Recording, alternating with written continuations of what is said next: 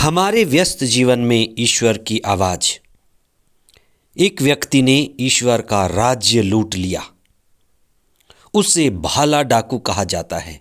वह उसकी सबसे बड़ी लूट थी। उसके बाद उसका नाम भाला डाकू हो गया।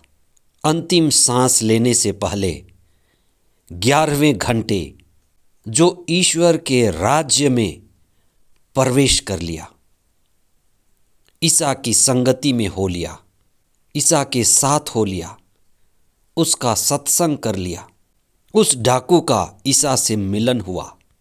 यही मिलन, यही संगति, यही सत्संग ईश्वर का राज्य है। 32वां सामान्य सप्ताह 16 नवंबर 2023 बृहस्पतिवार।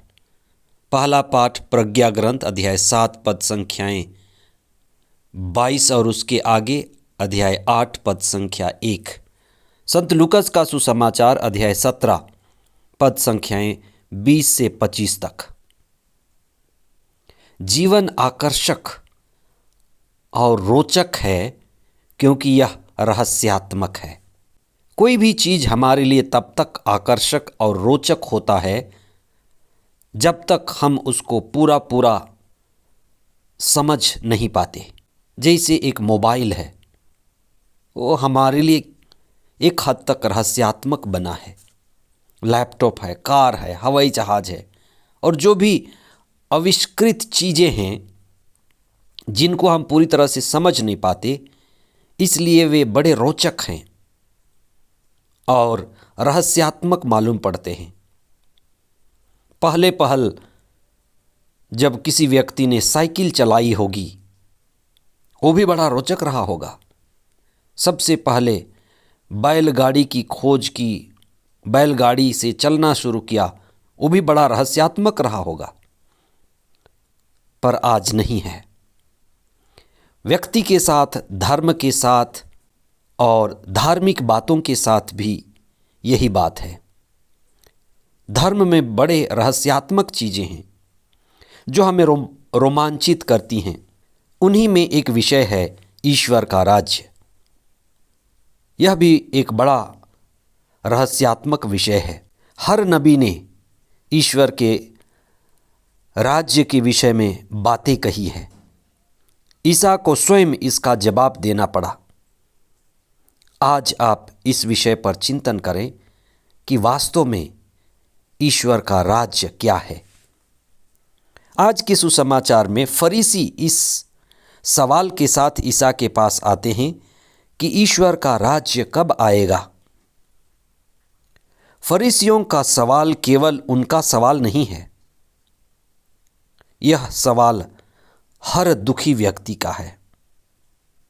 हर व्यक्ति जो पीड़ा में है, आए दिन यह कहता रहता है, ईश्वर से पूछता रहता है कि हे ईश्वर, आप कहाँ हैं। जैसे स्तोत्रकार कई जगह पर यह प्रार्थना करता है कि हे प्रभु, मेरी प्रार्थना पर आप ध्यान क्यों नहीं देते। मैं दुख से कराहता हूँ, मेरे बिस्तर आंसुओं से भींगे हुए हैं। जो भी व्यक्ति पृथ्वी पर जी रहा है, किसी न किसी तरह से दुखी है और यही सवाल पूछता है, हे प्रभु, आप मुझे बताइए, आप कहाँ रहते हैं, कहाँ मिलेंगे, मैं आपको कहाँ खोजूं, कहाँ ढूंढूं, कहाँ पाऊं, आपका राज्य कब आएगा। इसीलिए इस सवाल को पूछने के पीछे एक बड़ा उद्देश्य है कि ये दुख कब समाप्त होगा, इस संसार से, इस पृथ्वी से दुख और पीड़ा कब मिटेगी। ईसा ने भी जो प्रार्थना सिखाई उसमें ये जोड़ दिया, हे पिता, तेरा राज्य आवे। अपने शिष्यों से कहा, आप रोज प्रार्थना करें कि उनका राज्य आए। ईसा ने जो जवाब दिया वह भी बड़ा रोचक है। ईसा ने कहा, ईश्वर के राज्य के बारे में स्पष्ट कुछ कहा नहीं जा सकता, क्योंकि ये बाहर की बात नहीं, ये अंदर की बात है। लोग कह नहीं सकेंगे कि वो यहाँ है, वो वहाँ है, क्योंकि यह बाहर नहीं, ये व्यक्ति के भीतर है, हृदय में है। ईश्वर का राज्य हृदय परिवर्तन से आता है। स्वर्ग के राज्य की खोज आध्यात्मिक है, आंतरिक है। इसलिए संत पौल के जीवन में ईश्वर का राज्य आया, उसके हृदय में आया। पेतरुस के जीवन में ईश्वर का राज्य आया, उनके हृदय में आया। संत फ्रांसिस असीसी के जीवन में ईश्वर का राज्य आया, उनके हृदय में आया। ये आंतरिक है, बाहरी नहीं है। पृथ्वी और धरती पर दुख पूर्व से रहा है।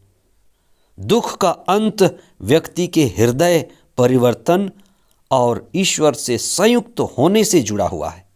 चाहे तो आप आज ही, अभी ही ईश्वर के राज्य में हो सकते हैं। ईश्वर की संगति में होना, ईश्वर का गहरा अनुभव करना, ईश्वर के आत्मा द्वारा संचालित होना, ये ईश्वर के अनुभव के लक्षण हैं। ईश्वर के राज्य में होने के लक्षण और अनुभूति हैं। भले डाकू से ईसा ने कहा, क्योंकि भला डाकू पश्चाताप किया, बुरा से भला बना, उसका हृदय परिवर्तन हुआ और ईसा ने उससे कहा, आज ही तुम मेरे राज्य में होगे। आप मेरे संगति में हो गए, मेरे साथ हो लिए, आपका हृदय परिवर्तन हो गया और आपके हृदय में ईश्वर का राज्य आ गया। जो भला डाकू के जीवन में हुआ हृदय परिवर्तन, वो सबसे बड़ी बात है।